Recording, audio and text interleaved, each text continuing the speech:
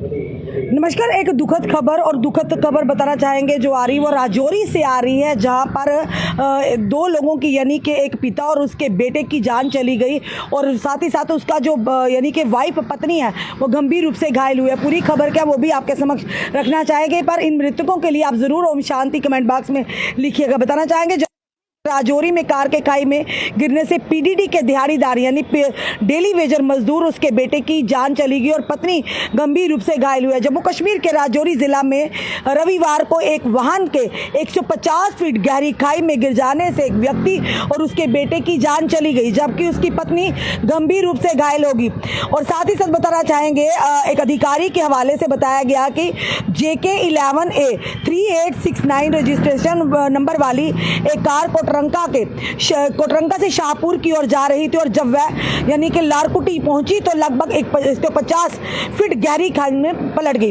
वहीं पे बताना चाहेंगे आपको कि मृतक की पहचान बताना चाहेंगे मोहम्मद बी क्रेज निवासी गुलाम नबी के बेटे यानी शकील अहमद के रूप में हुई है, जो पीडीडी का दिहाड़ीदार मजदूर है यानी डेली वेजर है।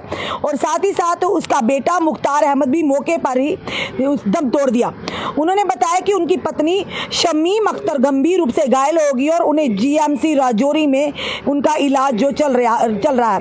वहीं पर बताना चाहेंगे उन्होंने बताया कि मृतकों के शव कानूनी औपचारिकताओं के साथ के लिए कोटरंका में रखे गए हैं। उन्हें बताया कि इस बीच पुलिस ने मामले का संज्ञान लेते हुए और बताना चाहेंगे ये दुखद समाचार है। आए दिन राजौरी की बात करें, रियासी की बात करें, इस तरह की सड़क दुर्घटना की खबर आती है और जिसमें कई लोगों को अपनी जानें गंवानी पड़ती है। इसी तरह का मामला कल एक बात बताना चाहेंगे कि एक दिहाड़ीदार यानी डेली वेजर जो पीडीडी में डेली वेजर एज ए कार्यरत था, उनके यानी कि उनकी गाड़ी जो है वो गहरी वेजर को साथ उनके बेटे की जान चलेगी, जिसमें उनकी पत्नी गंभीर रूप से घायल हुई है।